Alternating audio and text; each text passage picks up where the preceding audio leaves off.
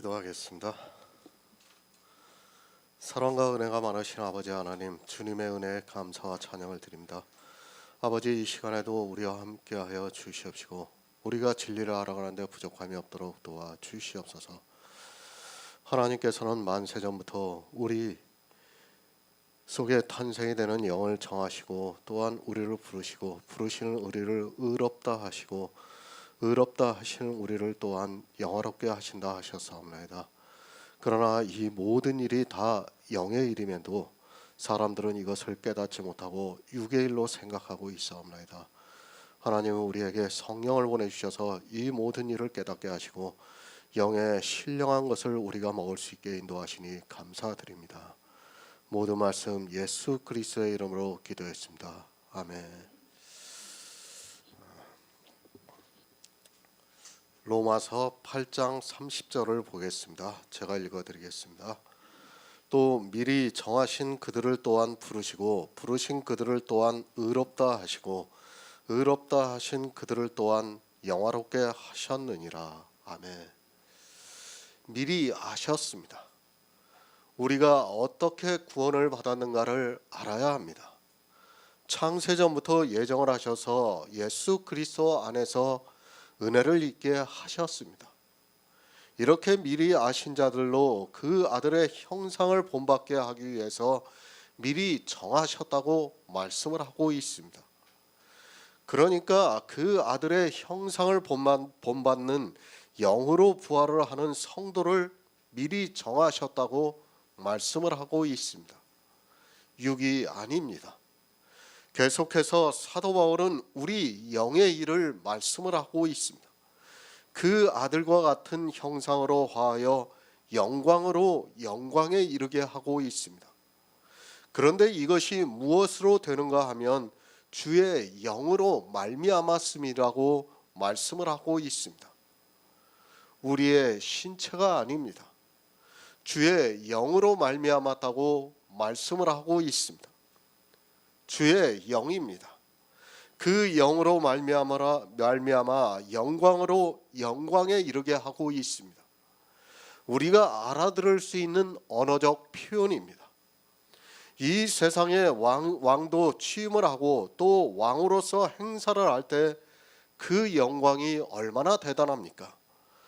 이 세상 왕은 기껏해야 60년 정도를 하고 있습니다.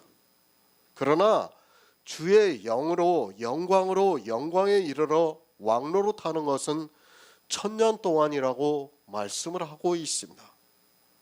1000년입니까? 아닙니다. 실제 1000년이 아닙니다. 1000이라는 숫자의 의미는 더 이상 셀 수 없다는 것을 말씀하고 있습니다. 주의 날은 1000년이 하루 같고 하루가 1000년 같다고 말씀을 하고 있습니다. 우리가 주의 형상과 같이 화해서 천국에 들어갈 때는 영원히 왕노릇한다고 말씀을 하고 있습니다. 그 영광이 얼마나 대단하겠습니까? 이 영광에 참여를 하는 자를 하나님께서 미리 정하셨다고 말씀을 하고 있습니다. 그 미리 정하신 자가 이 시대 복음을 듣고 있는 성도입니다. 그러니까 하나님이 미리 아신 자라는 말씀입니다. 하지만 이 시대는 하나님이 미리 아신 자가 누군가를 모르고 있습니다. 얼마나 놀랍습니까? 이 시대 하나님이 미리 아신 자가 누구라는 것을 우리에게 깨닫게 해주시고 하나님이 미리 아신 자로 살아가게 역사를 하고 있습니다.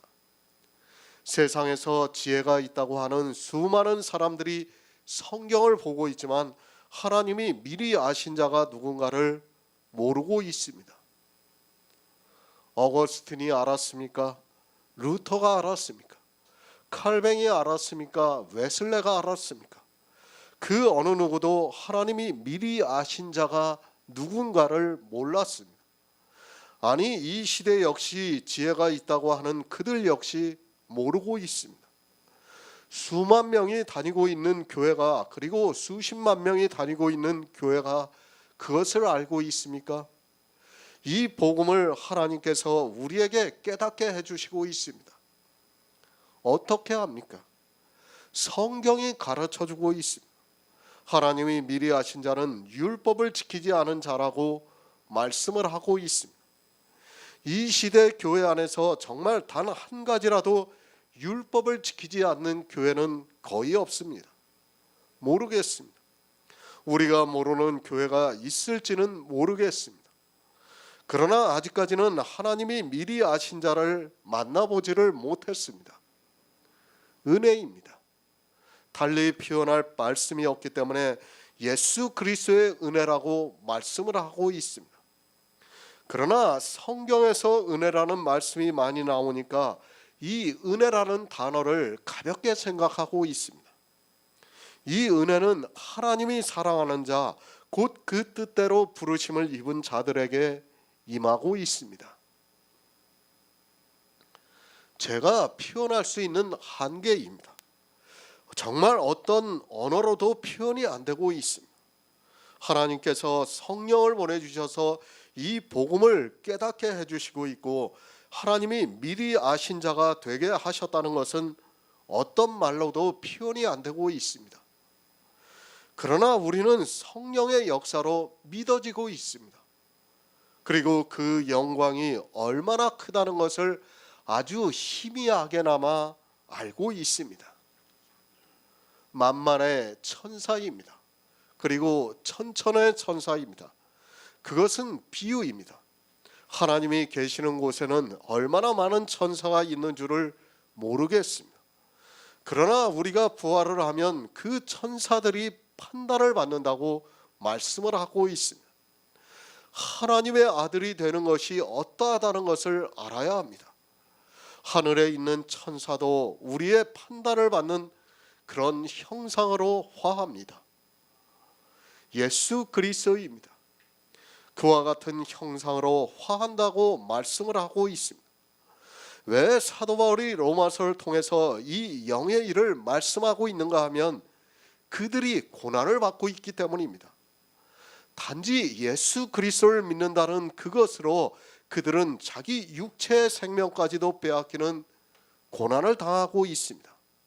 그런 그들에게 영의 일을 가르쳐 줌으로 해서 위로를 받게 하고 있습니다. 그러니까 로마서 8장 말씀은 고난을 받고 있는 로마에 있는 성도들에게 영의 일을 말씀함으로 해서 그들이 위로를 받게 하고 있는 그런 말씀이라고 보면 맞습니다. 새 번역을 보겠습니다.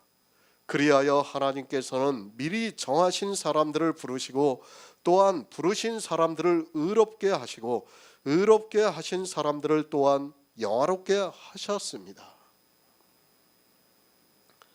부르셨습니다. 그 기쁘신 뜻대로 부르셨습니다. 하나님께서 창세전부터 우리를 예정하셔서 부르셨습니다. 누구를 부르셨는가 하면 정하신 자들을 부르셨다고 말씀을 하고 있습니다. 교회 안에 있는 모든 사람을 부르신 것이 아니라 정하신 자들을 부르셨다고 말씀을 하고 있습니다. 교회에 나왔습니까? 부르셨다고 하지 마시기 바랍니다. 자기가 하나님이 미리 아신 자인지도 모르면서 하나님이 부르셨다고 하는 것은 어리석은 사람의 생각입니다. 예수님께서도 청함을 받은 자는 많으나 택함을 입은 자는 적다고 말씀을 하고 있습니다. 그뿐 아니라 우리가 성경을 보더라도 구원을 받은 사람이 얼마나 적은가를 쉽게 알 수 있습니다. 성경을 바로 알아야 합니다.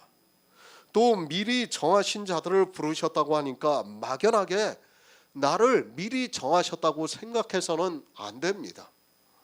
반드시 하나님이 미리 아신 자가 되어서 부르심을 입은 자가 되어야 합니다. 그 영이 구원을 받기로 정하신 자들을 부르시고 그 부르신 자들을 의롭다 하신다고 말씀을 하고 있습니다. 누구를 정하셨습니까? 그 아들의 형상을 본받게 하기 위해서 미리 정하셨습니다. 그 미리 정하신 자가 누군가 하면 하나님이 미리 아신 자라고 말씀을 하고 있습니다. 그렇게 미리 정하신 그들을 또한 부르시고 부르신 그들을 또한 의롭게 하신다고 말씀을 하고 있습니다. 시편 147편 4절을 보겠습니다. 구약성경 909쪽입니다. 시편 147편 4절입니다.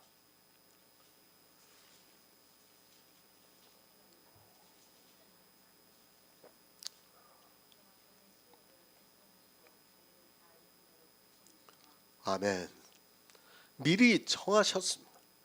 아브라함을 부르시고 그가 두려워할 때 하늘의 뭇별들을 보게 하시고 내 자손이 그와 같으리라고 말씀을 하셨습니다. 아브라함을 부르실 때 이미 하늘의 뭇별들과 같이 별의 수요를 계수하시고 있었습니다. 그러니까 믿음으로 말미암은 아브라함의 자손을 하늘의 별과 같이 미리 정하셨다고 말씀을 하고 있습니다. 별입니다. 요한계시록에서 7별과 7교회를 말씀하고 있습니다. 7별은 7교회의 사자라고 말씀을 하고 있습니다.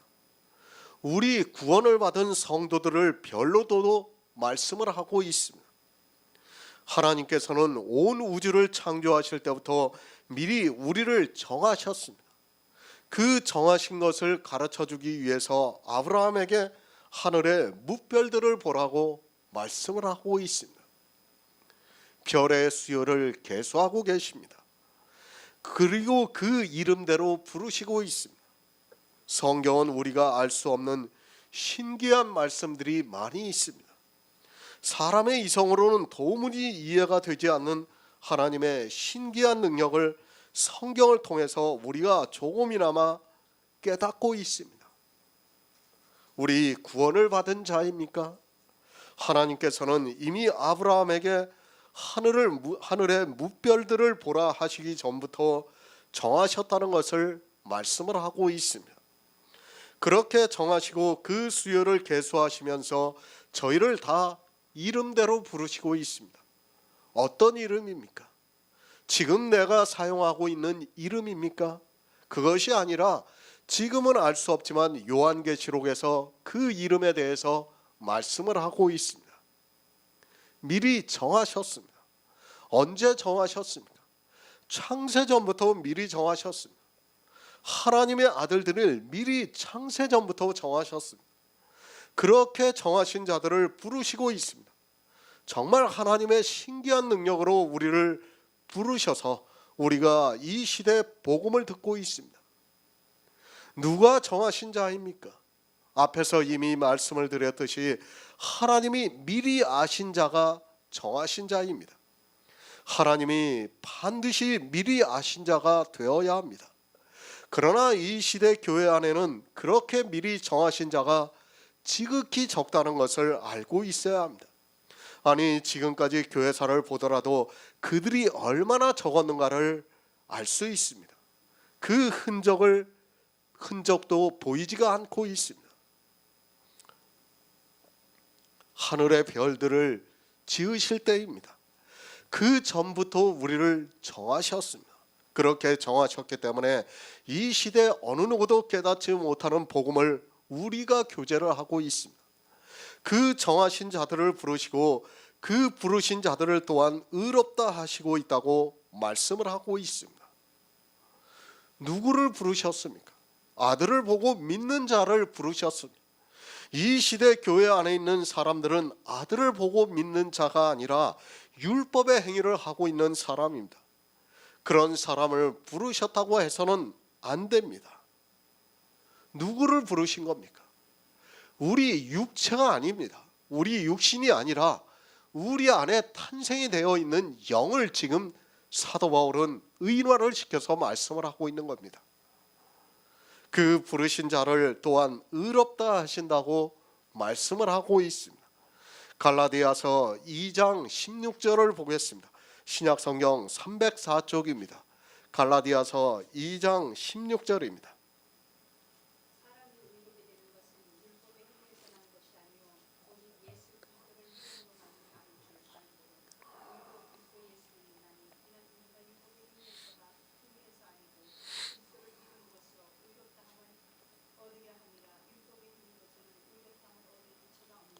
아멘. 야고보서 2장 24절을 보겠습니다. 신약 성경 373쪽입니다. 야고보서 2장 24절입니다.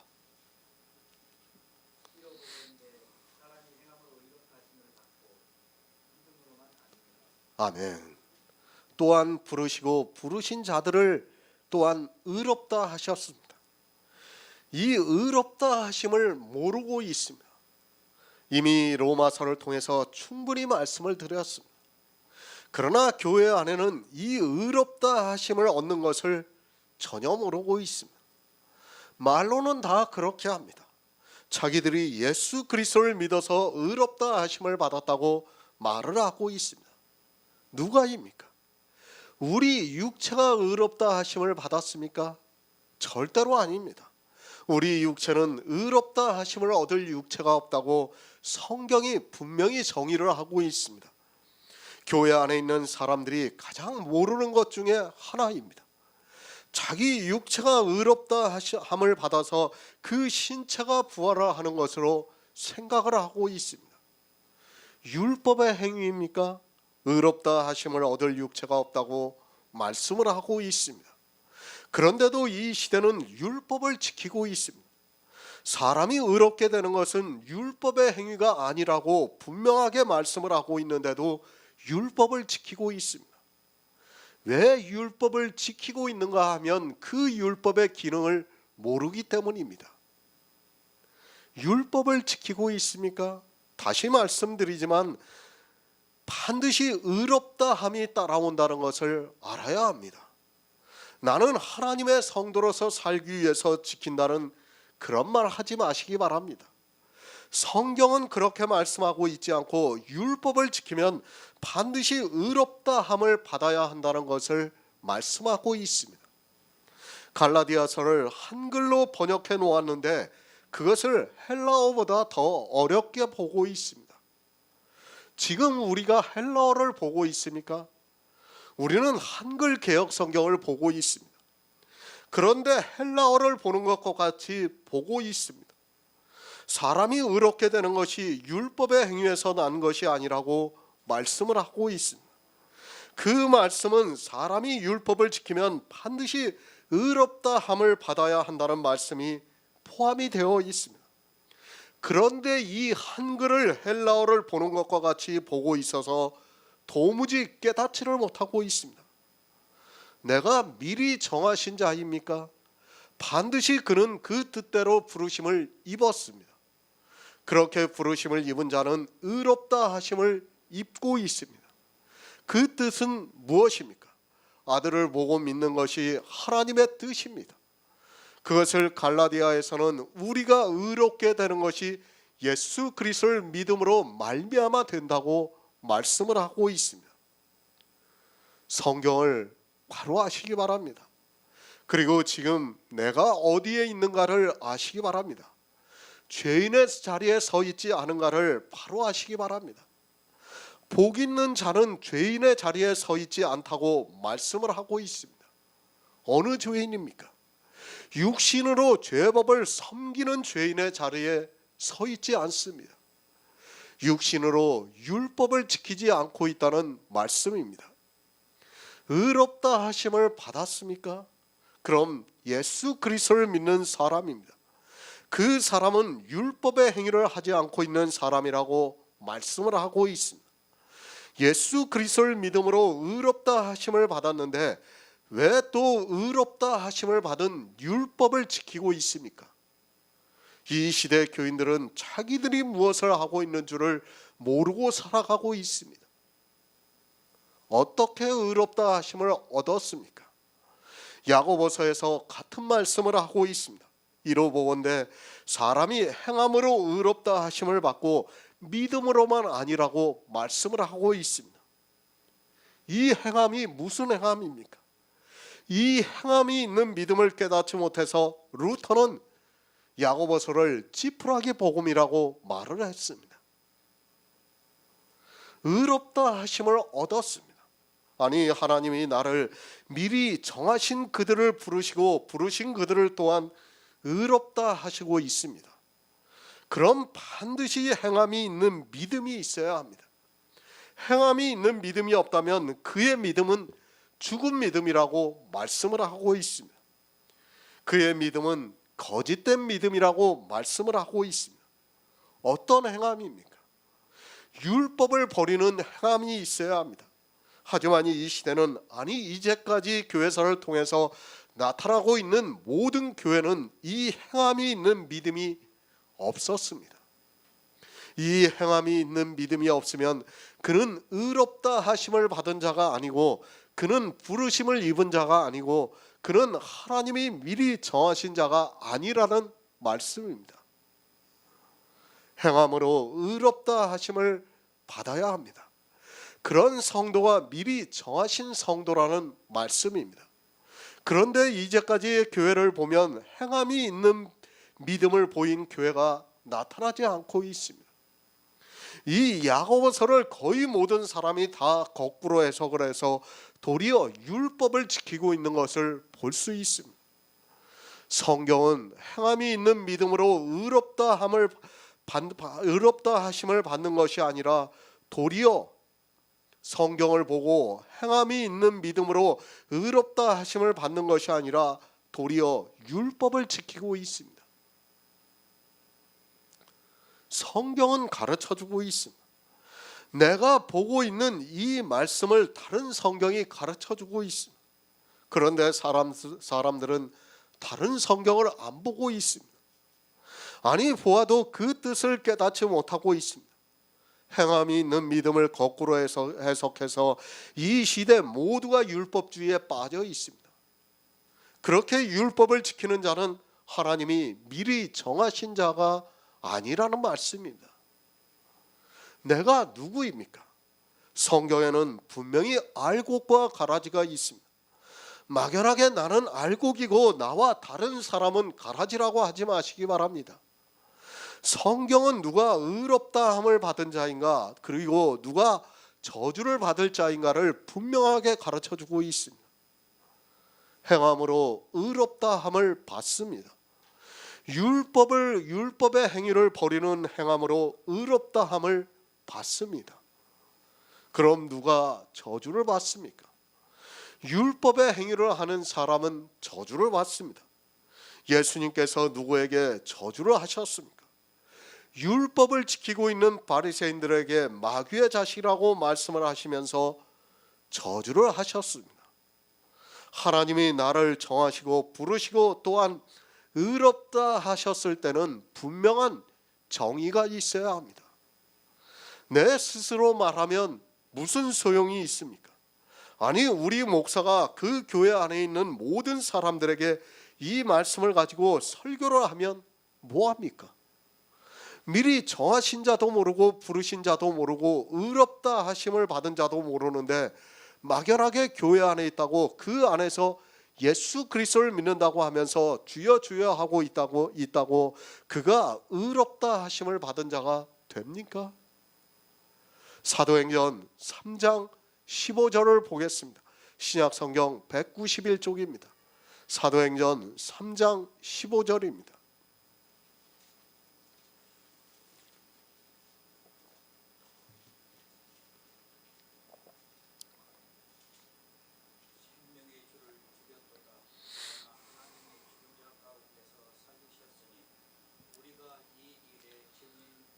아멘. 순서입니다. 하나님이 미리 정하셨습니다. 하늘의 무별과 같이 그 수요를 계수하시고 그 이름대로 부르시고 있습니다. 그 이름대로 부르심을 입은 자는 하나님의 그 기쁘신 뜻대로 예수 그리스도를 믿고 있습니다. 그렇게 예수 그리스도를 믿는 자를 의롭다 하시고 또 영화롭게 하시고 있습니다. 예수 그리스도입니다. 이스라엘이 예수 그리스도를 죽였지만 하나님께서는 영화롭게 하셨다고 말씀을 하고 있습니다. 예수 그리스도를 하나님께서 죽은 자 가운데서 살리셨다고 말씀을 하고 있습니다. 유대인들에 의해서 십자가에서 죽으셨지만 하나님께서는 예수 그리스도를 영화롭게 하셨습니다. 영화입니다. 부활을 말씀하고 있습니다. 하나님께서는 예수 그리스도를 영화롭게 하셨습니다. 그것은 예수 그리스도만 영화롭게 하신 것이 아니라 예수 그리스도 안에서 양자된 우리 역시 영화롭게 하신다는 것을 보여주고 있는 하나님의 놀라운 경륜입니다. 성도의 구원입니다. 어떻게 구원을 받는가를 사도 바울이 말씀을 하고 있습니다. 우리는 미리 정하셨습니다. 언제 정하셨는가 하면 이미 창세전부터 정하셨습니다. 하나님의 아들들이 영광으로 영광에 이르는 하나님의 놀라운 경륜은 창세전부터 예정이 되었습니다. 그렇게 정하셨습니다. 그리고 그들을 부르시고 있습니다. 또한 그 부르신 자들을 의롭다 하시고 의롭다 하신 자들을 영화롭게 하신다고 말씀을 하고 있습니다. 이 모든 일이 다 하나님의 놀라운 경륜 가운데서 이루어지고 있습니다. 우리가 구원을 받기까지 우리가 한 일이 하나도 없다는 것을 사도 바울이 가르쳐주고 있는 말씀입니다. 내가 한 것이 있습니까? 나를 미리 정하시고 영화롭게까지 하기까지 우리가 한 일이 무엇이 있습니까? 이 모든 것이 하나님의 사랑 가운데서 이루어지고 있다는 것을 말씀하고 있습니다. 바로 아시기 바랍니다. 내가 어떻게 구원을 받는가를 알아야 구원을 받을 수 있습니다. 이 시대 교인들이 너무 맹목적으로 하나님을 믿고 있습니다. 실체도 없는 믿음을 가지고 믿음이라고 객기를 부리고 있는 것을 볼 수 있습니다. 도대체 무엇을 믿는지도 모르고 오직 믿음이라고 하면서 주장하고 있습니다. 무엇을 믿습니까? 하나님께서 행하시고 있는 우리를 구원하시는 경륜을 믿어야 합니다. 하나님의 능력으로 우리를 구원하시고 있습니다. 그런데 믿음을 모르고 있습니다. 이 시대는 믿는다고 하면서 객기만 부리고 있으면서도 그것을 가지고 믿음이라고 하고 있습니다. 무엇을 믿어야 합니까? 우리에게 영을 주시고 그 영을 영화롭게 하신다는 것을 믿어야 합니다. 다른 거 믿어봐야 아무 소용이 없습니다. 그걸 모르고 믿는다고 하는 사람은 구원을 받을 수 없다는 것을 우리가 분명히 깨닫고 있어야 합니다. 지금 사도 바울은 로마서를 통해서 정말 고난을 받고 있는 초대교회 성도들을 위해서 이 영의 놀라운 비밀을 가르쳐주고 있는 거예요. 이것을 알므로 해서 그들이 위로를 받고 있는 거예요. 그런데 이 시대는 이 영의 일을 전혀 모르기 때문에 위로가 되지 않고 있어요. 전혀 위로가 안 되고 있습니다. 분명해야 합니다. 우리가 내세를 알 수 없습니다. 그러나 성경에서 하나님께서 우리를 어떻게 구원해 주시는가를 분명히 알아야 합니다. 그런 성도만이 구원을 받을 수 있다는 것을 알아야 합니다. 내가 누군가를 알아야 구원을 받을 수 있는데 그것도 모르면서 성경에 좋은 의미로 기록이 되어 있으면 다 자기를 지칭하는 것으로 착각을 하고 있습니다. 미리 정하셨습니다. 그리고 영화롭게 하시고 있습니다. 교회 안에 있는 모든 사람이 그렇다는 말씀이 아닙니다. 이 말씀은 고난을 받고 있는 로마에 있는 교회 성도들에게 하고 있는 말씀입니다. 누구에게 고난을 받고 있는가 하면 율법주의자에게, 그리고 세상에서 고난을 받고 있는 성도들을 어떻게 하나님께서 구원해 주시고 있는가를 말씀하고 있습니다. 로마서 8장 31절을 보겠습니다. 신약성경 250쪽입니다. 로마서 8장 31절입니다.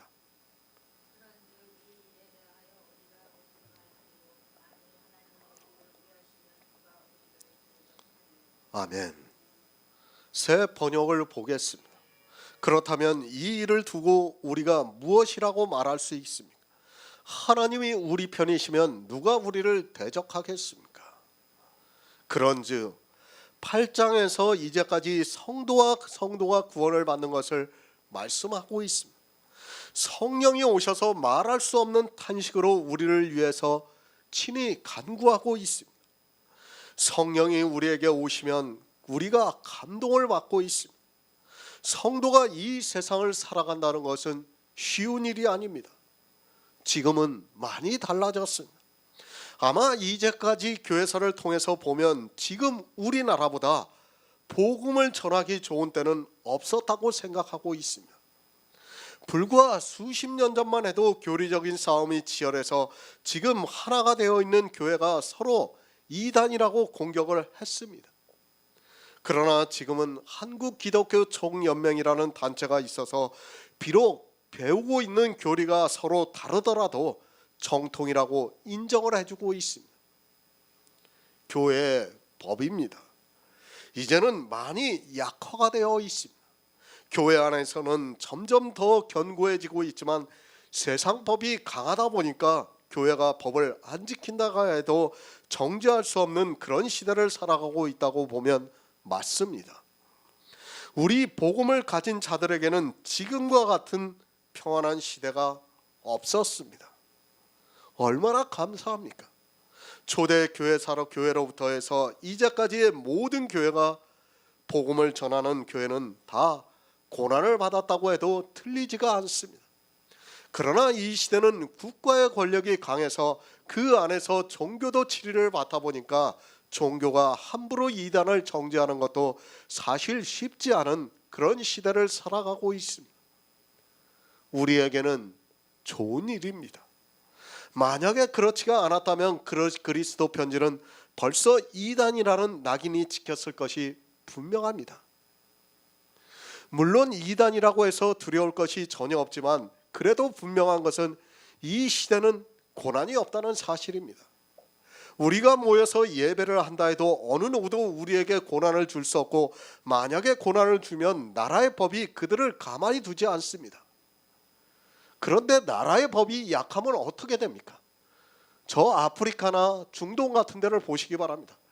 자기들하고 사상이 틀리다고 그대로 와서 그들을 핍박하고 있는 것을 볼 수 있습니다. 정말 이런 환경을 주신 것은 우리가 하나님께 감사해야 합니다. 어느 누구도 우리를 간섭하지 않습니다. 얼마나 감사한 일입니까? 이런 환경이 되어서 우리에게는 좋은 일이지만 그만큼 복음을 전하는 일에 있어서는 더 어렵다는 것을 또한 알아야 합니다. 종교의 자유가 있지만 종교가 더욱 거대해지다 보니까 이제는 복음을 전해도 들으려 하지 않고 생각해 보려고도 하지 않는 그런 시대가 되었습니다. 성령을 보내주셨습니다. 하나님께서 우리를 구원해 주시고 있습니다. 어떻게 구원해 주시는가를 말씀하고 있습니다. 미리 정하신 자들을 또한 부르시고 부르신 그들을 또한 의롭다 하시고 의롭다 하신 그들을 또한 영화롭게 하셨다고 말씀을 하고 있습니다. 구원입니다. 이 일에 우리가 간섭한 것이 하나도 없습니다. 오직 하나님께서 만세전부터 우리를 예정하시고 이 시대에 또 우리를 부르셔서 복음 안에서 교제케 하시고 우리가 예수 그리스도를 믿음으로 우리 안에 영이 탄생이 되게 하시고 그 영이 의롭다 하심을 얻게 하시고 주님이 오실 때 우리를 영화롭게 하시기까지 하나님께서 경륜을 하시고 있다는 말씀입니다. 놀라운 일입니다. 영의 일, 내세의 일은 우리가 상상도 못하는 일입니다. 우리가 가는 천국은 우리의 언어로도 표현이 안 되는 그런 곳입니다. 우리는 진토라서 반드시 죽어야 하지만 하나님께서는 우리와 같이 살기를 원하셔서 우리 진토인 인생들을 통해서 하나님의 아들들이 나타나게 하셨습니다. 죽어야 하는 우리에게 영원한 생명을 주시고 천국을 선물로 주셨습니다. 이 일입니다.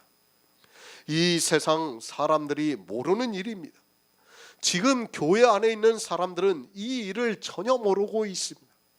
기독교라는 종교에서 배운 신학을 기초로 해서 성경을 보다 보니까 이 영의 일을 모르고 있습니다. 왜 모르는가 하면 하나님께서 이 일을 비밀로 감춰 주어서 오직 믿음을 주시고 있는 성도에게만 역사를 하고 있기 때문입니다. 에베소서 2장 22절을 보겠습니다. 신약성경 312쪽입니다. 에베소서 2장 22절입니다.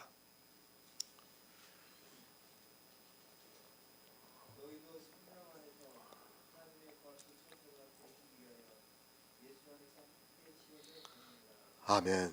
이 일입니다. 우리 성도가 구원을 받는 일을 말씀하고 있습니다. 이 시대는 말로는 참 잘하고 있습니다. 예수 그리스도의 은혜를 받았다고 말은 참 잘하지만 실상은 이 일을 믿지를 않고 있습니다. 믿지 않는 것이 아니라 도리어 대적하고 있는 것을 볼 수 있습니다. 구원입니다.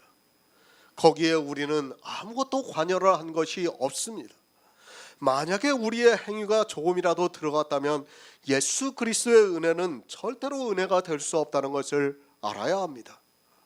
예수 그리스도의 은혜는 아무것도 할 수 없는 상태에 있는 우리를 구원해 주신 은혜입니다.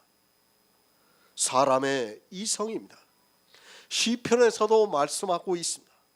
기가 막힐 웅덩이와 수렁에서 건지셨다고 말씀을 하고 있습니다. 사람의 이성으로 성경을 보면 100% 모든 사람이 기가 막힐 웅덩이와 수렁으로 빠지게 되어 있습니다. 세상에서 아무리 지혜가 있다 해도 그가 정말 유명한 신학 박사라 해도 역시 기가 막힐 웅덩이와 수렁에 빠지고 있습니다. 이것이 우리 인생의 한계라는 것을 알고 있어야 합니다. 그런데 어떻습니까?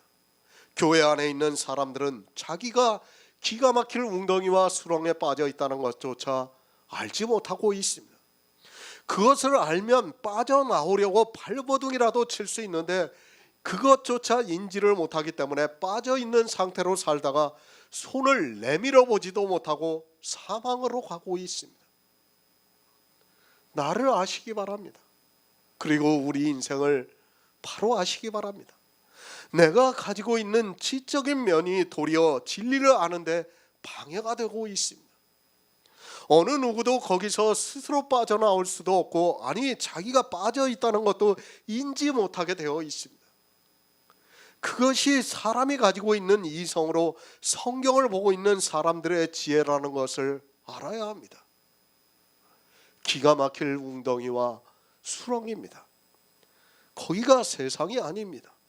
교회 안에 이 기가 막힐 웅덩이와 수렁이 있다는 말씀입니다. 그곳에 빠져 있는 사람은 하나님께 자기 손을 내밀어서 건져달라고 하는 것이 아니라 그곳에 빠져 있는 우리를 하나님께서 미리 정하신 자들을 건져내 주시고 있다는 말씀입니다. 내가 손을 내밉니까? 그것이 아닙니다. 우리는 태어나면서 율법주의라는 것을 알고 있어야 합니다. 율법주의에 있는 사람은 자기가 율법주의라는 것을 전혀 모르고 있습니다. 우리 육신은 모두가 그렇게 죄의 법을 섬기면서 살아가고 있는데 하나님께서 우리에게 성령을 보내주셔서 우리가 빌 바를 알지 못하나 빌 수 있게 역사를 하고 있다는 말씀입니다. 우리는 모릅니다. 기가 막힐 웅덩이와 수렁에 빠져 있다는 것을 모르기 때문에 어떻게 빌어야 하는 줄을 모르고 있습니다. 빌 바를 모르는 우리에게 하나님께서 성령을 보내주셔서 우리가 어떻게 구원에 대해서 빌어야 하는가를 말할 수 없는 탄식으로 우리를 위해 친히 간구해 주심으로 우리가 빌 바를 알고 간구를 하고 있다는 말씀입니다. 하나님이 우리를 미리 아셨습니다. 그리고 그들로 하여금 그 아들의 형상을 본받게 하기 위해서 미리 정하셨습니다. 그렇게 미리 정하신 자들이 예수 그리스도와 같은 형상으로 화해서 영광으로 영광에 이르고 있습니다. 어떻게 하시는가 하면 우리 인생은 성경을 아무리 보아도 모르지만 성령을 보내주셔서 말할 수 없는 탄식으로 우리를 위해 친히 간구하심으로 우리가 그렇게 하고 있습니다. 참 놀라운 일입니다. 우리가 빌 바를 알았다면 놀랍지가 않습니다. 그러나 우리는 빌 바를 모르고 있습니다. 아니 기가 막힐 웅덩이와 수렁에 빠져 있으면서도 그것을 깨달을 수 있는 지혜가 없어서 빌지를 못하고 있습니다. 그러나 하나님께서 성령을 보내주셔서 이 일을 알게 하시고 있습니다. 구원에 대해서 알게 하시고 있습니다. 이 시대는 구원에 대해서 전혀 모르고 있습니다. 자기들이 어떻게 빌어야 하는 줄도 모르고 교회만 나오면 기도를 하고 있습니다. 늘 주여 주여 하면서 기도를 하고 있지만 빌 바를 알아서 기도를 하는 것이 아니라 자기 정욕에 빠져 기도를 하고 있습니다. 생각해 보시기 바랍니다. 만약에 하나님께서 우리에게 성령을 보내주시지 않았다면 우리가 복음 안에서 교제를 할 수 있습니까?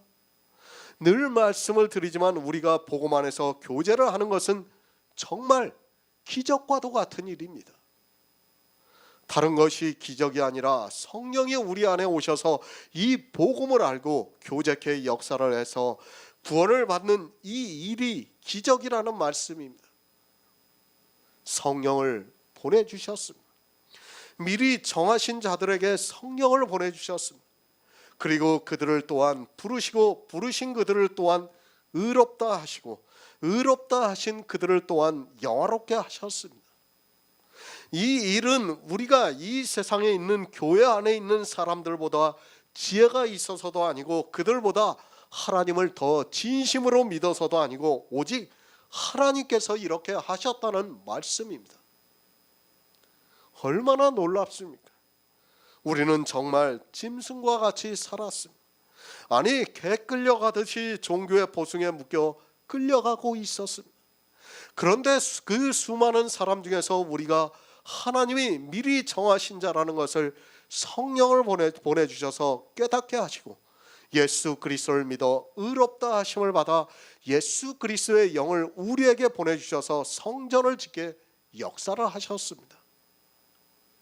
이 일에 대해서 무슨 말을 하겠습니까? 그저 할 수 있는 말은 예수 그리스도의 은혜입니다. 은혜 외에는 다른 어떤 단어로도 표현이 안 되고 있습니다. 우리에게 성령을 보내주셔서 우리 안에 양자의 영이 거하게 하심으로 하나님을 아버지라고 부를 수 있는 것은 예수 그리스도의 은혜입니다. 그런데 어떻습니까? 이 일을 전혀 모르고 있습니다. 지금 이 시대 기독교 안에 있는 사람들은 이 일을 전혀 모르고 있습니다. 자기가 어떻게 구원을 받는 줄도 모르면서 구원을 받았다고 말을 하고 있습니다. 아니 구원에 대해서 확신이 있다고 힘주어서 말을 하고 있습니다. 안타깝습니다. 가끔 사람들을 만나면 자기가 천국을 따놓았다고 말합니다. 자기가 구원을 받은 것에 대해서 조금도 의심을 하지 않습니다. 그런 사람에게 당신은 아직 구원을 받지 못했다고 하면 싸움만 있게 됩니다. 말을 해주고 싶어도 얼마나 세뇌가 잘 되어 있는지 도무지 들으려 하지 않고 있습니다. 성령이 오셨습니다. 그리고 예수 그리스도와 함께 성령 안에서 하나님의 거하실 처소가 지어져 가고 있습니다. 우리 안에 예수 그리스도의 영이 거하심으로 말미암아 그 아들의 형상을 본받고 있습니다. 그 아들과 같은 형상으로 우리가 영광을 받는다고 말씀을 하고 있습니다. 아무 할 말이 없습니다. 이 일에 대해서 내가 관여를 했어야 무슨 말이라도 할 수 있는 것이지 하나님이 미리 정하시고 또한 부르신 자를 또한 의롭다 하시고 의롭다 하신 자를 영화롭게 하셨습니다. 이 모든 일이 하나님이 하셨는데 우리가 무슨 말을 할 수 있겠습니까? 이것이 영의 일입니다. 이것이 육의 일이라면 우리도 할 말이 있을 수 있습니다. 그러나 이 영의 일은 우리가 할 말이 없습니다. 오직 예수 그리스도의 은혜에 감사하고 있습니다. 그런데도 교회 안에는 자기들이 할 말이 많아서 자기가 구원을 받은 것을 가지고 간증으로 이야기를 하고 있습니다. 하나님이 이 일을 하셨다면 우리는 할 말이 없다는 것을 알아야 합니다. 에베소서 2장 8절을 보겠습니다. 신약성경 311쪽입니다. 에베소서 2장 8절입니다.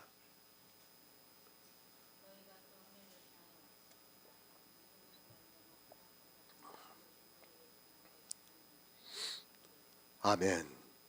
그런즉 이 일에 대하여, 이 일이 무엇입니까? 우리의 구원입니다. 사도 바울이 우리가 어떻게 구원을 받는가를 로마서 8장을 통해서 가르쳐주고 있습니다. 하나님께서 미리 정하셨고 또한 부르셔서 부르신 자를 또한 의롭다 하시고 의롭다 하신 자들을 영화롭게 하셨다고 말씀을 하고 있습니다. 이 구원을 어떻게 받았습니까? 그 은혜로 인하여 믿음으로 말미암아 구원을 얻었다고 말씀을 하고 있습니다. 이 시대는 은혜라는 말을 입에 달고 삽니다. 그러나 무엇이 은혜가 되는 줄은 모르고 있습니다. 어떤 말을 하면서도 하나님의 은혜라고 하는 그들이 정작 어떤 은혜를 받았는지를 모르고 있습니다. 그 은혜입니다. 하나님께서 미리 정하신 자들을 부르시고 부르신 그들을 또한 의롭다 하시고 의롭다 하신 그들을 또한 영화롭게 하신 그 일이 은혜라는 말씀입니다. 사도 바울은 이 은혜를 받은 우리에게 이 일에 대해서 우리가 무슨 말을 하겠느냐고 말씀을 하고 있습니다. 성령의 감동으로 이 영의 일을 아는 성도는 아무 할 말이 없습니다. 그 은혜입니다. 내가 원한다고 해서 되는 것이 아닙니다. 그리고 내가 구원을 받기 싫다고 해서 안 받을 수 있는 것도 아닙니다. 하나님께서 미리 정하셨으면 우리는 내가 원하든 원치 않든 구원을 받게 되어 있습니다. 아니, 예수 그리스도께서 이 세상에 오셔서 구속의 일을 이루기까지 이 모든 일이 창세전에 이미 예정을 하셨고 그 일을 이루셨습니다. 제가 구원받기 싫다고 못 받습니까?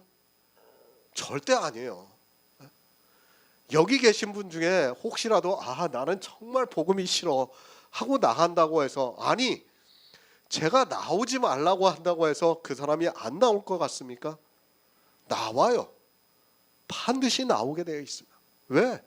하나님이 미리 정하셨기 때문에 정하신 자는 반드시 복음을 들을 수밖에 없어요. 듣고 믿어서 의롭다 하심을 받게 하시고 있다는 거예요.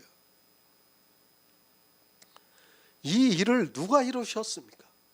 예수 그리스도께서 이루셨습니다. 예수 그리스도께서 이 세상에 오셔서 구속의 일을 이루시지 않았다면 우리는 어느 누구도 구원을 받을 수 없습니다. 예수님께서는 의인이기 때문에 십자가를 지시지 않아도 됩니다.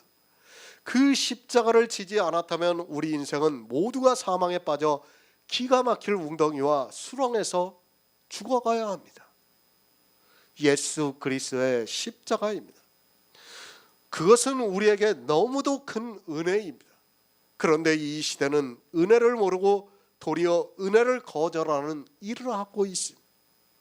그 은혜로 말미암아 믿음으로 구원을 얻었다는 것을 모르고 있습니까? 이 문자를 모든 교인들이 다 알고 있습니다. 그런데 어떻습니까?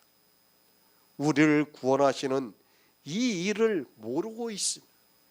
이 일도 모르는 그들이 예수 그리스도의 은혜를 말하고 있습니다.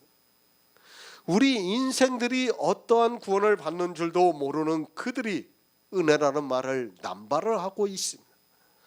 예수 그리스도의 은혜로 말미암아 믿음으로 구원을 받았습니다. 구원입니다. 그것이 너희에게서 난 것이 아니요 하나님의 선물이라고 말씀을 하고 있습니다. 선물입니다. 선물이라고 하니까 이 세상에서 어떤 선물을 받는 것으로 생각하고 있습니다. 우리가 아이를 낳을 때 선물을 받았다고 말을 하고 있습니다. 그와 같은 선물입니다. 생명에 대해서 선물을 받았습니다. 그 선물의 가치가 얼마나 큰가를 알아야 합니다. 그것을 마태복음에서 1만 달란트 빚진 자라고 말씀을 하고 있습니다. 우리가 받은 이 선물의 가치가 얼마나 크고 대단하다는 것을 조금이라도 깨달아야 합니다. 한 영혼이 천하보다 더 귀하다고 말씀을 하고 있습니다. 한 영혼입니다. 천하보다 더 귀합니다. 지식으로만 받아들이지 마시기 바랍니다. 교회 안에 한 사람을 데려오는 것이 천하보다 더 귀한 것이 아닙니다.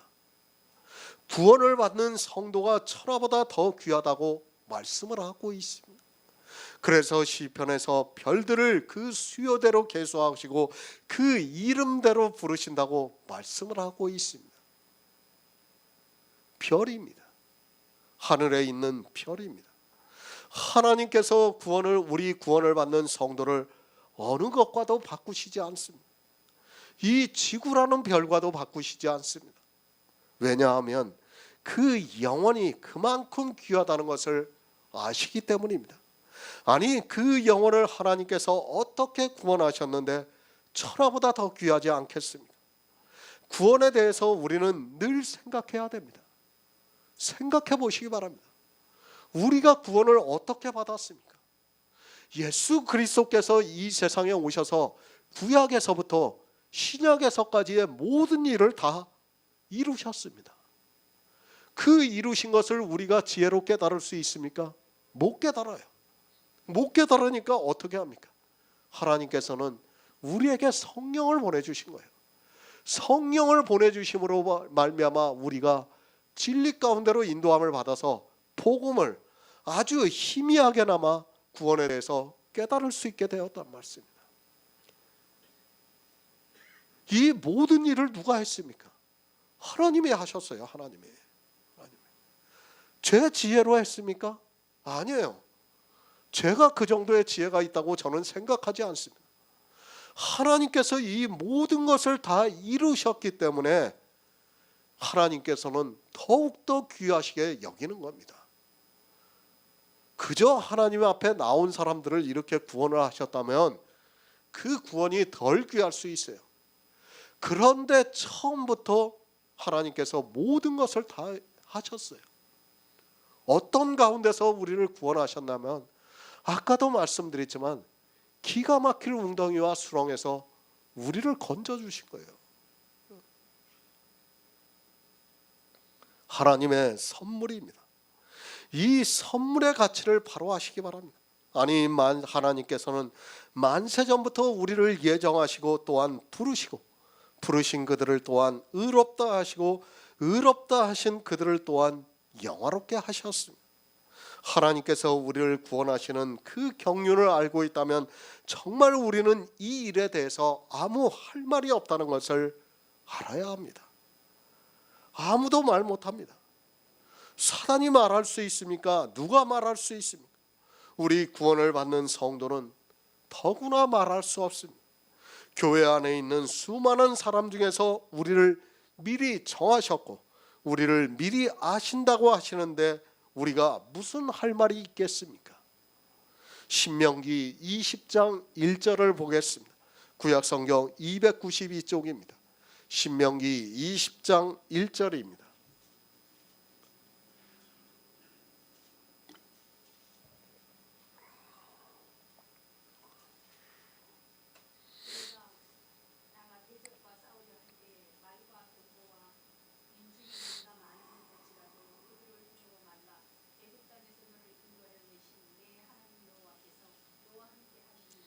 아멘. 하나님이 우리를 위하시고 있습니다. 다른 번역에서는 하나님이 우리 편이 되시고 있다고 말씀을 하고 있습니다. 구약은 그림자입니다. 이스라엘은 육적으로 자기 육체로 싸움을 했습니다. 그들의 싸움은 이제 우리가 교회 안에서 하고 있는 영적인 싸움으로 변했다는 것을 알아야 합니다. 이스라엘입니다. 그들이 가나안에 들어간 것은 순전히 하나님께서 그들의 편에 서 계셨기 때문입니다. 그들이 의로워서도 아니고 그들이 정직해서도 아니고 하나님께서 그들과 함께 계셨기 때문에 정말 아무것도 가지지 않은 이스라엘이 가나안에 들어가서 그 토착민과 싸워서 이길 수 있었습니다. 그들은 육적으로 싸웠습니다. 그러나 우리는 육적으로 싸우지 않고 이제 믿음으로 이기는 자가 되었다고 말씀을 하고 있습니다.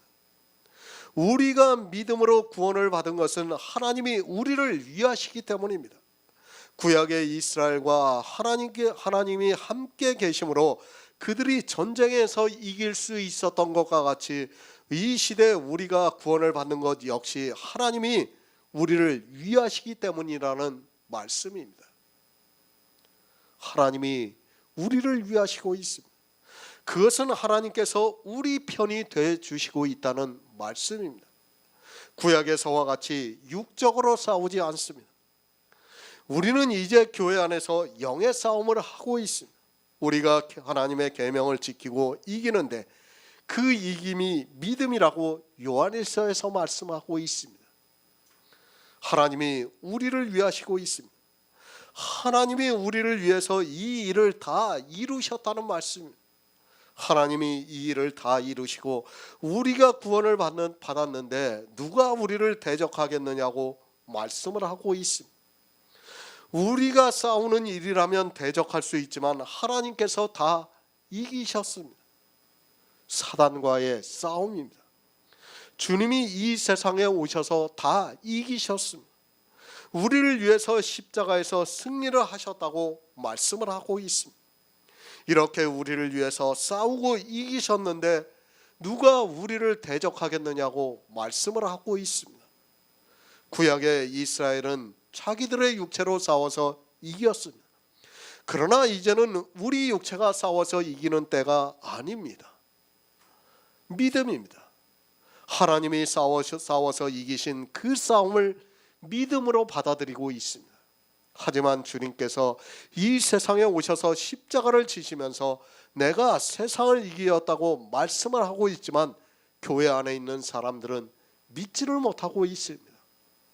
하나님께서 우리를 위해서 싸워서 이기셨는데 누가 우리를 대적하겠느냐고 말씀을 하고 있습니다. 이스라엘은 보이는 대적이 있었습니다.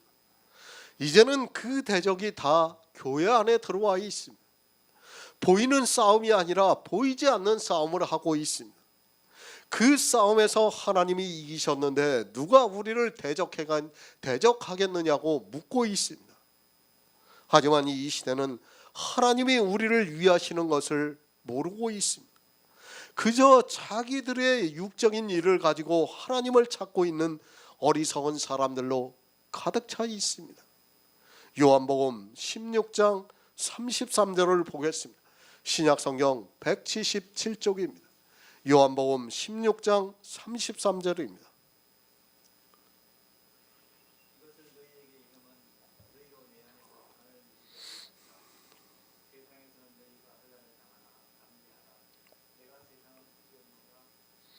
아멘.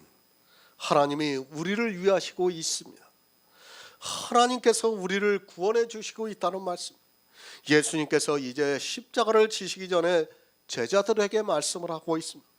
세상에서는 너희가 환난을 당하나 담대하라. 내가 세상을 이기었다고 말씀을 하고 있습니다. 사도 바울이 지금 이 말씀을 하고 있습니다. 예수님께서 세상을 이기셨습니다.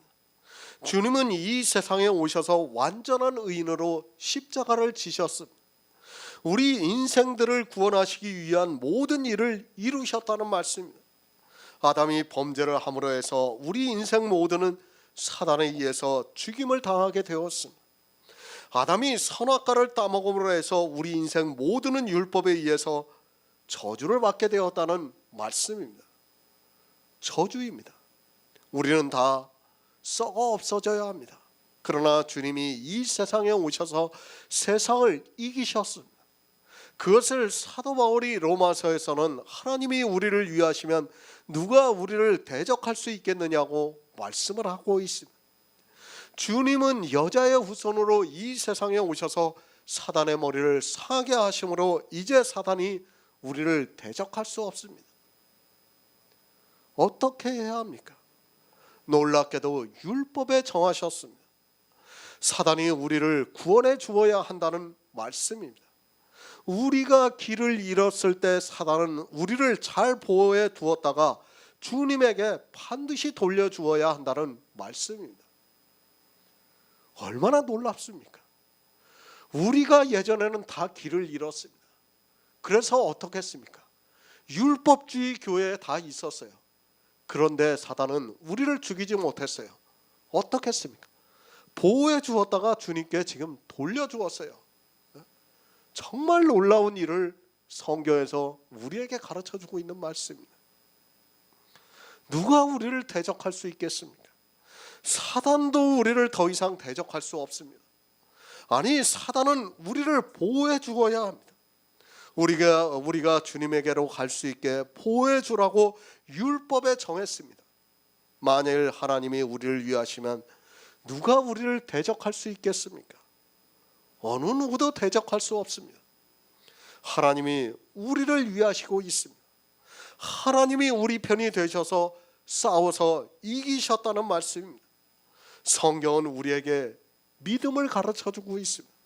그러나 이 시대는 믿음을 전혀 모르고 있습니다. 하나님이 우리를 위하시면 누가 우리를 대적하리요? 이 말씀을 보고 육적인 싸움을 하고 있습니다. 이스라엘과 같이 싸우고 있습니다. 이 시대 기독교인들은 구약에 이스라엘이 하던 모든 일을 그대로 따라하고 있는 것을 볼 수 있습니다.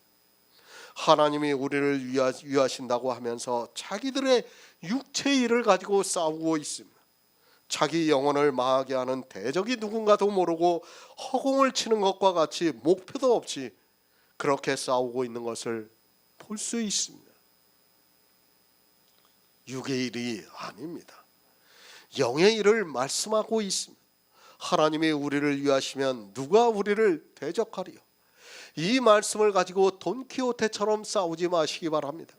우리는 이스라엘과 같이 육적인 싸움을 하는 것이 아니라 믿음으로 이기고 있다는 것을 알아야 합니다. 오직 믿음입니다. 성경이 왜 오직 나의 의인은 믿음으로 살리라고 하는가를 알아야 합니다.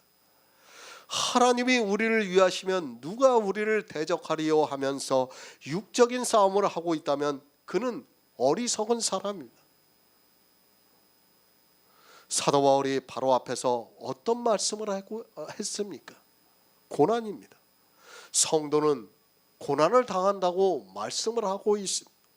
지금 고난을 당하고 있는 성도들에게 위로로 말씀을 하고 있는데, 이 시대는 하나님이 우리를 위하시면 누가 우리를 대적하리요 하면서 육체의 고난에서 싸워서 이기려고 세상과 같은 싸움을 하고 있습니다.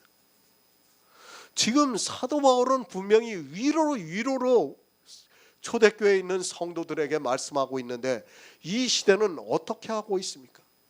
육체로 싸워서 이기려고 하고 있습니다. 특히 이 말씀을 가지고 우리는 무조건 이길 수 있다고 하면서 싸워서 이기려고 하고 있습니다. 안 됩니다. 어리석은 자는 자기가 세상과 싸우려고 하고 있습니다. 그러나 예수 그리스도를 믿는 성도는 하나님이 세상과 싸워서 이기셨다는 것을 믿음으로 받아들이고 있습니다.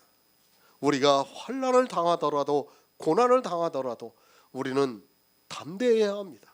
왜 그런가 하면 하나님이 우리를 위하시고 있어서 우리는 이미 싸움에서 믿음으로 이긴 자이기 때문입니다. 하나님이 어떻게 우리를 위하시고 있습니까?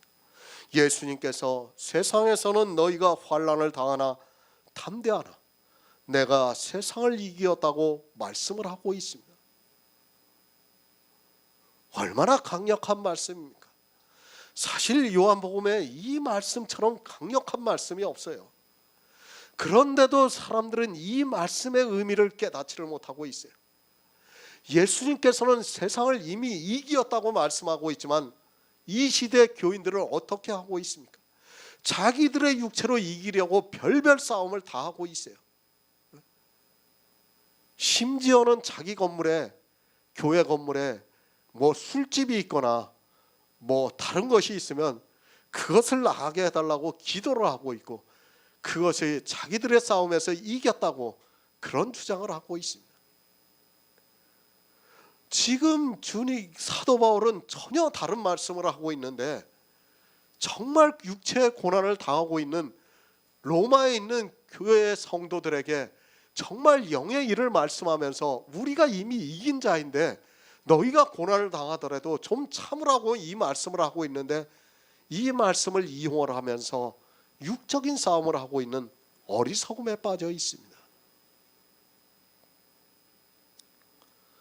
그 싸움을 해서 이기는 순간 진다는 것을 알아야 합니다.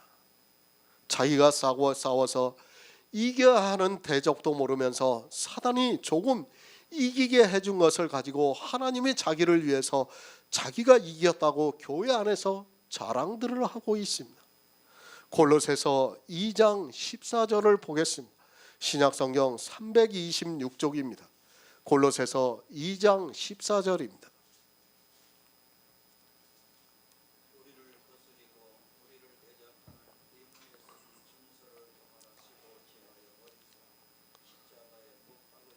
아멘. 누가 우리를 대적하리요? 이 시대는 자기 대적을 모르고 있습니다. 누가 우리를 대적하고 있는가를 모르고 있습니다.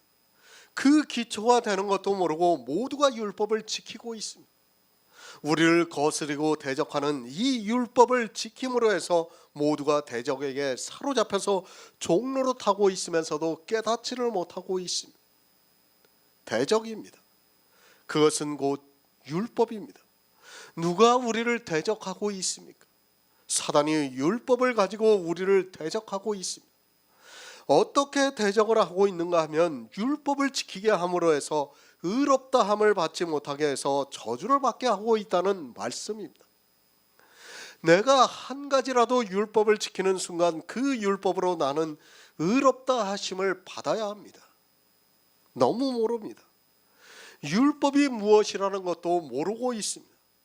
자기들을 저주받게 하고 있는 그 율법을 이 시대 교인들은 지켜야 한다고 주장하고 있습니다. 율법을 지키지 말라고 하면 도리어 화를 내고 있습니다. 자기를 저주받게 하고 있는 그 대적을 위해서 대신 싸우려고 하고 있습니다. 누가 우리를 대적하리요? 율법이 우리를 대적하고 있습니다. 그러나 하나님이 미리 정하신 그들을 또한 부르신 그들을 또한 의롭다 하셨습니다. 하나님께서 보내신 예수 그리스도께서 이 세상에 오셔서 율법을 완전케 하신 그것을 믿는 우리 성도를 의롭다 하시고 있습니다. 우리 안에 예수 그리스도의 영이 거하게 하심으로 그 영을 의롭다 하시고 있습니다. 이미 의롭다 하심을 받은 영이 거하는데 누가 우리를 대적할 수 있겠습니까? 율법이 우리를 대적할 수 있습니까? 율법이 우리를 정죄할 수 있습니까? 절대로 못합니다. 율법은 모든 율법을 항상 다 지키지 못하면 반드시 정죄를 합니다. 그러나 우리 안에는 율법을 완전케 하신 예수 그리스도의 영이 거하시고 있습니다. 그런데 어떻게 율법이 우리를 대적할 수 있겠습니까? 절대로 못합니다. 이미 우리는 의롭다 하심을 받은 자입니다.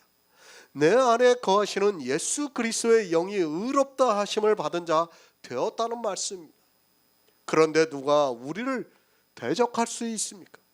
하나님께서 미리 정하시고 또한 부르시고 또한 의롭다 하셨는데 누가 우리를 대적할 수 있습니까? 이 영의 일을 몰라서 믿지 못하는 사람은 반드시 율법이 대적을 해서 저주를 받게 됩니다. 하나님이 우리를 위하십니다. 예수 그리스도께서 이 세상에 오셔서 율법을 완전케 하시고 세상과의 싸움에서 이기셨습니다. 이 일이 만세전부터 예정이 되신 하나님의 경륜입니다. 이 일로 우리가 구원을 받았습니다. 오직 예수 그리스도의 은혜로 구원을 받았는데 누가 우리를 대적할 수 있겠습니까? 율법이 우리를 대적합니까? 절대 못합니다. 우리 육체는 대적할 수 있습니다. 그러나 우리 안에 거하시는 그리스도의 영은 대적을 못합니다. 왜 대적을 못하는가 하면 그 영은 예수 그리스도와 같이 율법을 완전히 지킨 깨끗한 영이기 때문에 율법이 대적할 수 없다는 말씀입니다. 육의 일이 아닙니다. 사도 바울은 지금 우리의 영의 일을 말씀하고 있습니다. 그런데 이 시대는 성경을 거의 문자적으로 보면서 육의 일로 만들고 있습니다. 우리가 구원을 받는 데 있어서 율법이 우리를 대적할 수 없다는 말씀입니다. 그런데 교회 안에 있는 사람들은 자기들을 거스리고 대적하는 그 율법을 지키는 행위에 열심을 내고 있습니다. 율법을 지키고 있습니까? 반드시 그 율법이 거스리고 대적을 하게 되어 있습니다. 사도 바울이 갈라디아에서 할례를 받은 너희에게 증거한다고 하면서 할례를 받은 너희는 모든 율법을 항상 다 지킬 의무가 있다고 말씀을 하고 있습니다. 할례를 받았으면 모든 율법을 항상 다 지켜야 하는 의무가 주어지는데 그 율법을 지키지 못하면 저주를 받는다는 말씀입니다. 대적하고 있습니다. 율법이 지금도 대적을 하고 있습니다. 그런데도 사람들은 예수 그리스도를 믿는다고 하면서 율법을 지키고 있습니다. 누가 자기들을 대적하는 줄을 모르고 있습니다. 아니 골로새서에서 분명히 말씀을 하고 있는데도 소경이 되어서 깨닫지를 못하고 있습니다. 영의 일입니다. 우리가 어떻게 구원을 받는가를 말씀하고 있습니다. 그리고 난 후에 사도 바울이 그런즉 이 일에 대해서 우리가 무슨 말을 하리요? 만일 하나님이 우리를 위하시면 누가 우리를 대적하리요? 라고 말씀을 하고 있습니다.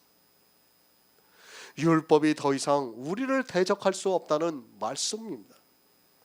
율법의 요구를 다 이룬 영이 우리 안에 거하고 있는데 어떻게 대적할 수 있겠습니까?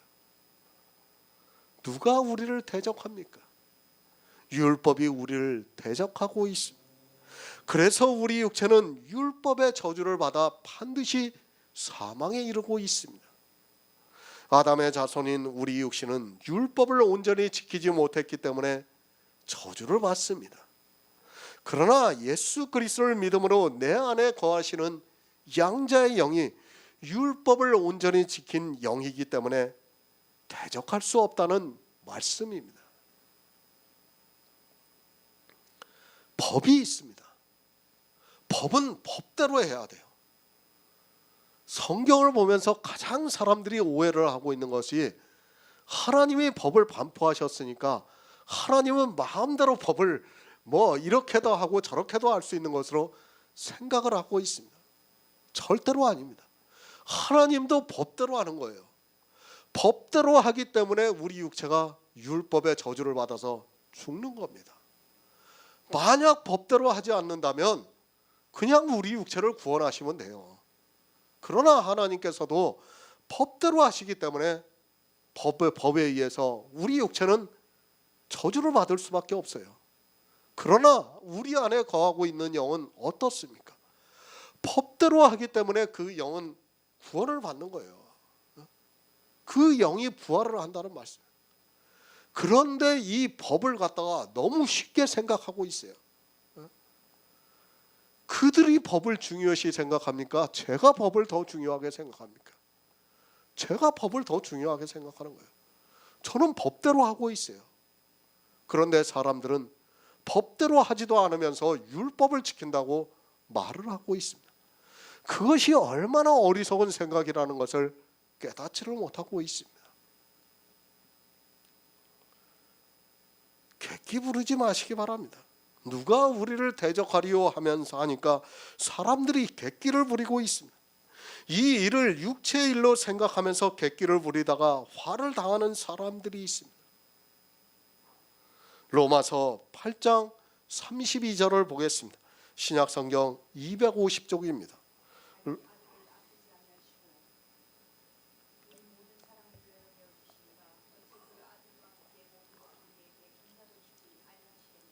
아멘. 새 번역을 보겠습니다. 자기 아들을 아끼지 아니하시고 우리 모두를 위하여 내어주신 분이 어찌 그 아들과 함께 모든 것을 우리에게 선물로 거저주지 않으시겠습니까? 누가 우리를 대적하겠습니까? 육체를 보고 있는 사람은 도무지 이해가 되지 않는 말씀입니다. 그러나 영의 일을 깨닫고 있는 성도는 당연하게 믿고 있습니다. 어느 누구도 대적할 수 없습니다. 율법이 아무리 강하다고 해도 우리를 대적할 수 없는 것은 우리 안에 그리스도의 영이 거하시고 계시기 때문입니다. 이 시대는 너무 모르고 있습니다. 이 영의 일을 전혀 모르고 있습니다. 하나님께서는 우리 미리 정하신 자들을 또한 부르시고, 부르신 그들을 또한 의롭다 하시고, 의롭다 하신 그들을 또한 영화롭게 하셨지만 이것이 영의 일이라는 것을 모르고 있습니다.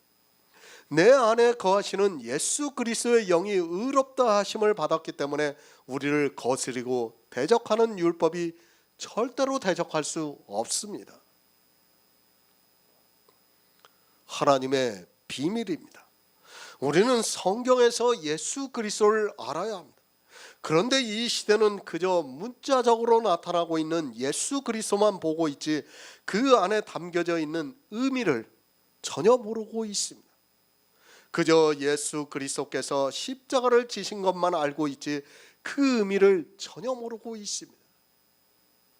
우리를 어떻게 구원을 하셨습니까? 자기 아들을 아끼지 아니하시고 모든 사람을 위하여 내어주심으로 우리가 구원을 받았습니다.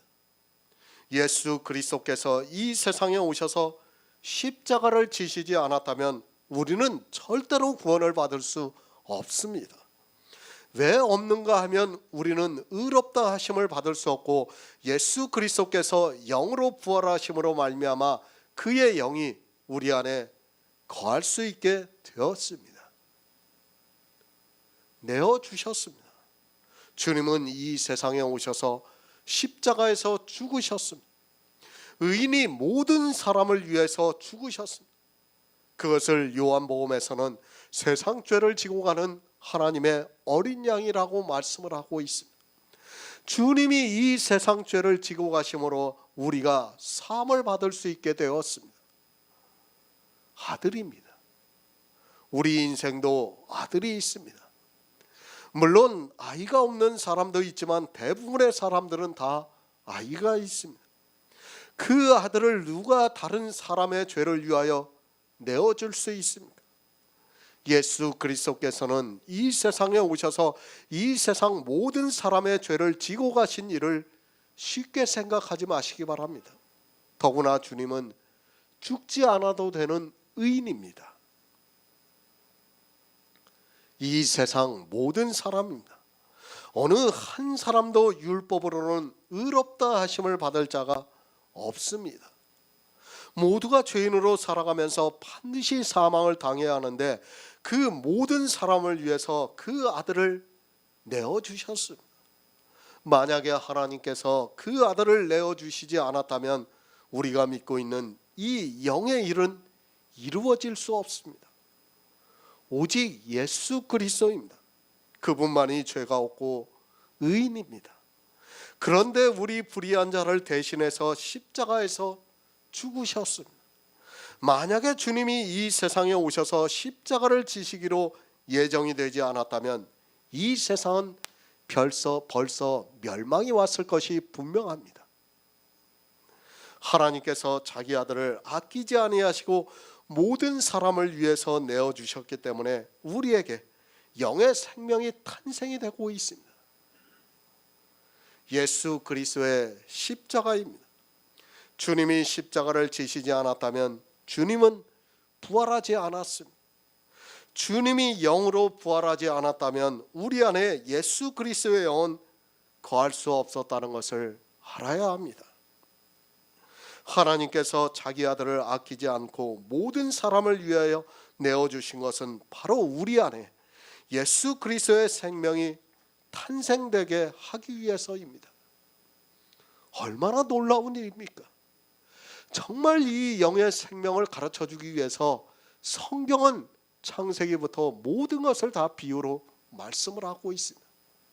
그리고 우리가 로마서를 통해서 이 영의 일을 정말로 뚜렷하게 볼 수 있는 것입니다. 하지만 사람들은 이 로마서를 보면서도 영의 일을 깨닫지를 못하고 있습니다. 예수 그리스도께서 왜 이 세상에 오셨는가를 깨닫지를 못하고 있습니다. 내어주셨습니다. 단지 우리 죄를 지고 가시기 위해서 내어주셨습니까? 그것이 아니라 예수 그리스도께서 영으로 부활하심으로 말미암아 우리도 그 영이 거할 수 있게 되었습니다. 주님께서 영으로 부활을 하지 않았다면 우리 안에는 그리스도의 영이 거할 수 없다는 것을 알아야 합니다. 이 일입니다. 성경에서 이 영의 일을 알아야 합니다. 왜 주님을 하나님께서 아끼지 않고 모든 사람을 위해서 내어주셨는가를 알아야 합니다. 그저 이 세상 죄를 지고 가셨다는 것을 아는 것으로 마치 모든 것을 다 아는 것으로 생각하지 마시기 바랍니다. 성경의 문자는 초등학문이라는 것을 늘 기억하고 있어야 합니다. 의미입니다. 성경에서 말씀을 볼 때는 그 의미까지 알아야 합니다. 그렇지 않으면 그는 저주를 받을 수밖에 없습니다. 교회 안에 바다모래 같은 사람이 있다 해도 남은 자만 구원을 받는다는 것을 알아야 합니다. 그 남은 자가 누군가 하면 성령의 감동을 받아 성경에서 예수 그리스도를 알아가는 성도입니다.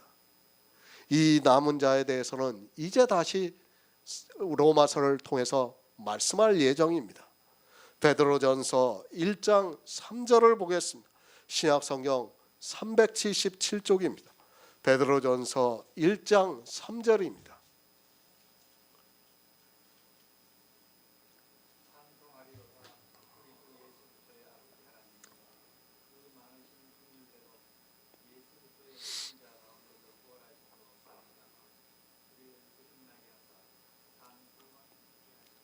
아멘. 자기 아들을 아끼지 않으셨습니다. 왜 아끼지 않으셨는가 하면 하나님이 그 많으신 긍휼대로 예수 그리스도의 죽은 자 가운데서 부활하심으로 말미암아 우리를 거듭나게 하사 산 소망을 갖게 하기 위해서라고 말씀을 하고 있습니다. 예수 그리스도를 내어주셨습니다. 그러나 내어주신 것으로 끝이 난 것이 아니라 예수 그리스도께서 죽은 자 가운데서 부활을 하셨습니다. 부활입니다. 이 부활이 없다면 예수 그리스도께서 십자가에서 우리 죄를 위하여 죽으셨다 해도 아무 의미가 없다는 것을 알아야 합니다. 하나님께서 예수 그리스도를 죽은 자 가운데서 살리시지 않았다면 예수 그리스도의 십자가는 우리에게 아무 유익이 되지 못합니다. 그러나 부활을 하셨습니다. 계속해서 말씀을 드리지만 이 시대는 주님도 육체로 부활을 했다고 주장을 하고 있습니다. 성경에 분명히 영으로 부활을 하셨다고 말씀을 하고 있지만 성경이 안 보이고 있습니다. 주님이 육체로 부활을 하시면 안 되는 이유를 알아야 합니다.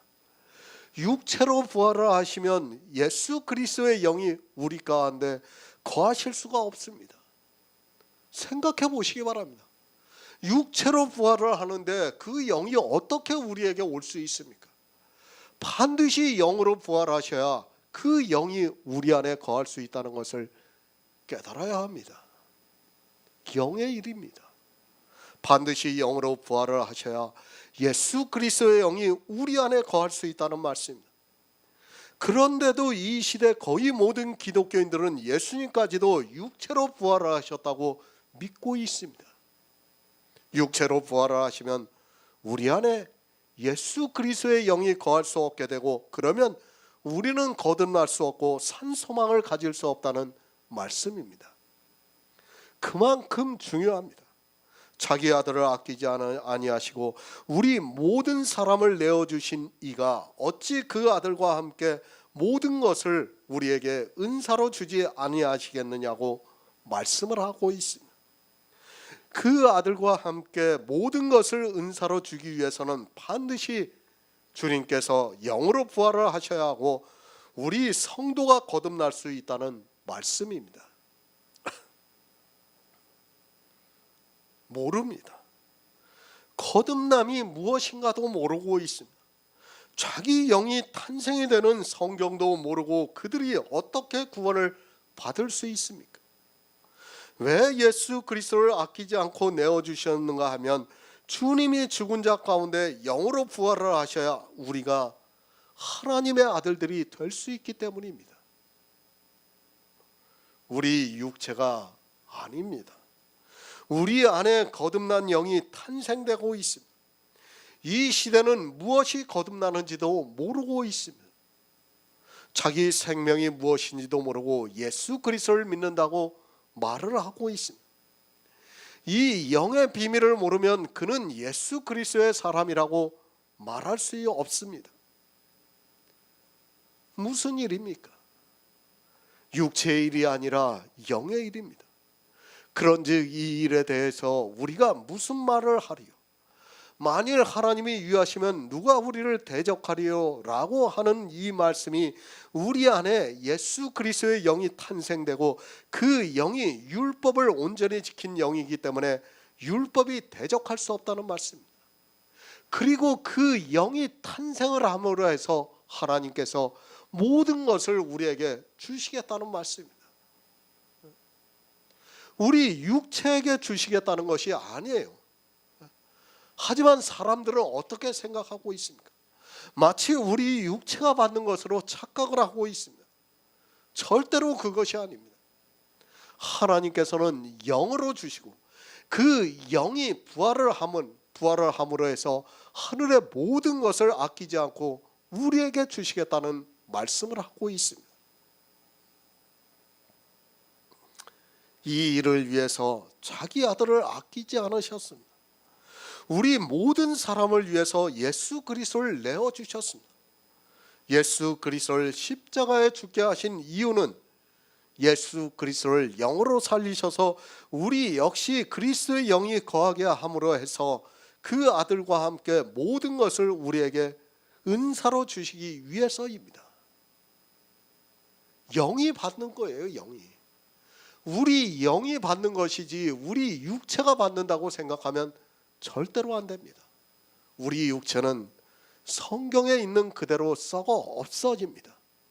이 썩어 없어지는 것은 다 버리고 이제 하나님의 은혜로 우리 안에 영이 거하심으로 말미암아 그 영이 부활을 해서 하늘의 모든 것을 주시겠다고 지금 말씀을 하고 있습니다. 에베소서 3장 6절을 보겠습니다. 신약성경 312쪽입니다. 에베소서 3장 6절입니다.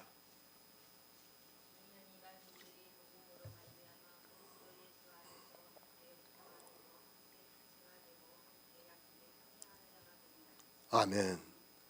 그 아들과 함께. 성경에는 이 함께라는 단어가 많이 기록이 되어 있습니다. 제가 다 세어보지 않았습니다. 사도 바울은 자기 아들을 아끼지 아니하시고 우리 모든 사람을 위하여 내어주신 이가 어찌 그 아들과 함께 모든 것을 우리에게 은사로 주지 아니하시겠느냐고 말씀을 하고 있습니다. 주신다는 말씀입니다. 아직은 우리가 실감이 나지 않습니다. 아니 어쩌면 실감이 난다는 것이 더 이상한 일입니다. 영의 일은 내세의 일이기 때문에 우리 언어로도 표현이 안 되고 있습니다. 그래서 더욱 사람들은 먼 내세의 일보다는 현실에 매달리고 있습니다. 지극히 당연합니다. 교회 사람들이 교회 안에서 율법주의가 될 수밖에 없고 기복적인 신앙을 가질 수밖에 없는가 하면 그 아들과 함께 모든 것을 은사로 주시는 그것이 아직은 너무도 먼 곳에 있기 때문입니다. 지금 당장 먹을 수 있는 떡이 아니라 먹지 못하는 떡이기 때문에 당장 자기에게 이익을 주는 율법주의로 갈 수밖에 없습니다. 천국입니다. 그곳의 주인은 예수 그리스도입니다.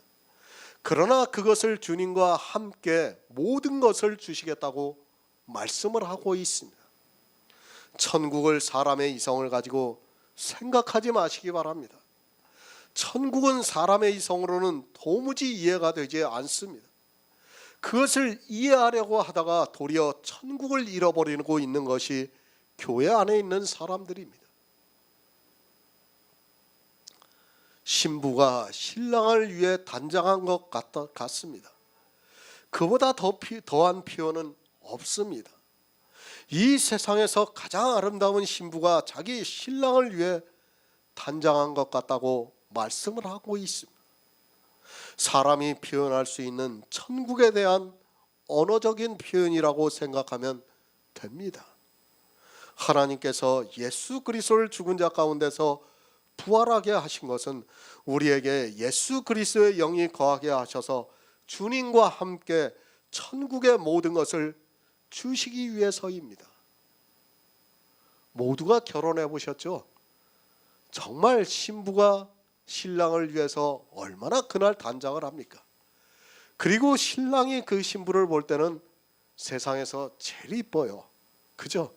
그날은 정말 신부가 세상에서 그보다 더 이쁠 수가 없어요. 그보다 더 좋은 표현을 하는 거예요. 그런 표현을 우리에게 하고 있어요. 하나님이 우리를 구원하시는데 천국을 주실 때 어떻게 주시는가 하면 신부가 그 신랑을 위해서 단장한 것 같이 주시겠다는 거예요. 정말 그보다 더한 표현은 없어요. 우리가 세상에서 가장 기쁜 날이 아마 그날이라고 할 수 있을 겁니다. 그 날에 그걸 우리가 조금이라도 느낄 수 있게 하나님께서는 우리에게 그런 표현을 해주시고 있는 겁니다. 모든 것입니다. 더 이상 무슨 말이 필요합니까?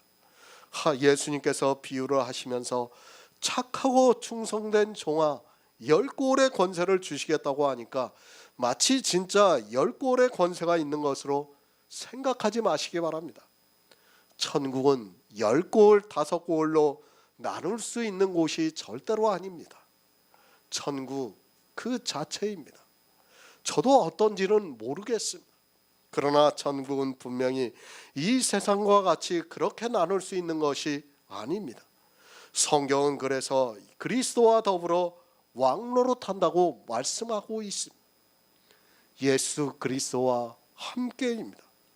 왜 예수 그리스도와 함께 모든 것을 우리에게 주시는가 하면 우리 안에 탄생이 되어 있는 영이 예수 그리스도의 영이기 때문입니다. 이 영의 비밀을 알아 천국에서 모든 것을 함께 받는 성도가 되시기를 바랍니다.